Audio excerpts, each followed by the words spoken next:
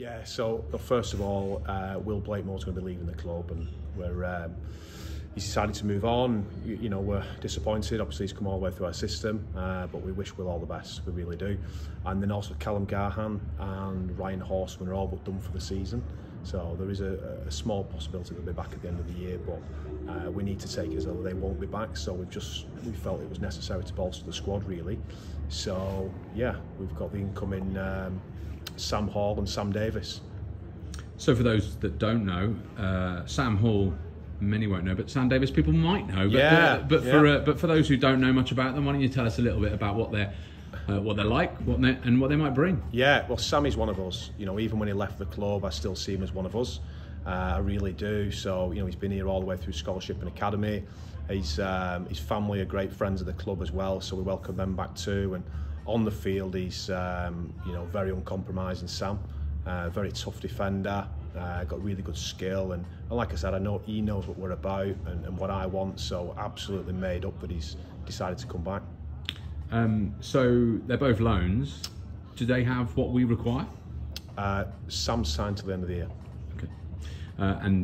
So Sam Davis is signed to the end of the year. Sam Davis signed to the end of the year, which is even better news. So initially we just we tried to trigger a loan, but yeah, we're delighted that we've made that deal till the end of the season. Okay, and do they have what you are missing? Yeah, I think so. I think what I need is to expand the squad. We need more competition for places as we go into the second half of the year. It's something that we need to address. Callum Garhan has gone down and he's a 9, and Sammy obviously comes in and he's a 9 as well, and Will Blakemore leaving as a middle, Sam Hall replaces him. So yeah, so they're certainly going to replace those two. Sam Hall will offer us, he's a big unit, he can carry the ball well, but he can also play as well, so he's got good hands, so we would look to utilise him in that way as well. And yeah, and I think the overall message is we needed to bolster the squad. You know, we've got a big second half of the year, an exciting second half of the year coming up, and adding these two to it, and then seeing the 5 debutants show up so well on the weekend is, yeah, it's give us a thicker squad. Well, that brings me on to a question I was going to ask actually, because they will both be in the squad for Dewsbury this weekend. It's a big game, and I know we say that a lot of these games are big, but this one is particularly big because they are the team that we're likely to catch, and if we don't manage to get a win, that will make things very difficult in terms of relegation. But a win will be huge. You've been heartened to put in the debutants last week, and they did fantastically well. Yeah. How do you think that they'll cope, these two and the other young guys, in what is one of probably the most highest pressured game they've ever played? There's still half a season to go. You know, we need to remember that. We won't prepare for this game any different than what we will for Lee and Featherstone, who are, you know, doing really well at this moment in time. We'll always focus on us and trying to be the best that we can be. Go through the review, fix up the things that we did poorly, take confidence from the things that we did well. So we're not really getting carried away with the outcome of the game. It's all about the process. And that's what we're focusing on. So we're not billing the game up any bigger than what it is. It's a big game, but all the games are big games at the minute for us, and we just want to be better.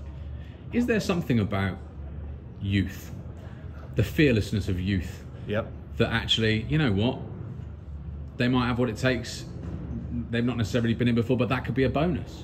Yeah, and I said it after the game. I think I don't see just because you come through the system as an advantage for you to get in the team, or just because you're a 32-year-old experienced player that will give you an advantage to get in the team, or whether you're from up north or Australian or you're homegrown London. I just see them all as squad members, and yeah, the best player, the players that train the best will play, and unfortunately we've had a couple of injuries recently, and a couple of players leave the club, and it's just left us a little bit short. Where now I'm genuinely excited to see all these players going up against each other in training. I think it will bring us a different edge. Do you think you're in a false position? No, not at all. No, you know, it is what it is. We are where we are. We've got to work harder. We've got to build on the foundations that have been put in place, and ultimately, like I said, we will review each game, review each training session, and we will look for improvement of every player. Dewsbury Rams have lost the last 5 games to the London Broncos. Yep. That's a good omen. How do you view this game? What do you? I mean, you say it's a big game, but it's, you know, they're all big games. But this particular game, you had to assess it. Give us an overarching view of what you have to do. Dewsbury, yeah, indeed, yeah. We played them once and we beat them once. Yeah, we did, yeah, we did on a nice big field in Wimbledon, where we go to Dewsbury and it's a small field. I think it's the smallest field in the competition. So game plans are obviously going to be different. Very hostile crowd, probably the most hostile crowd, I would say. Plenty of get them on side calls from the Dewsbury faithful. So, you know, we'll prepare for that.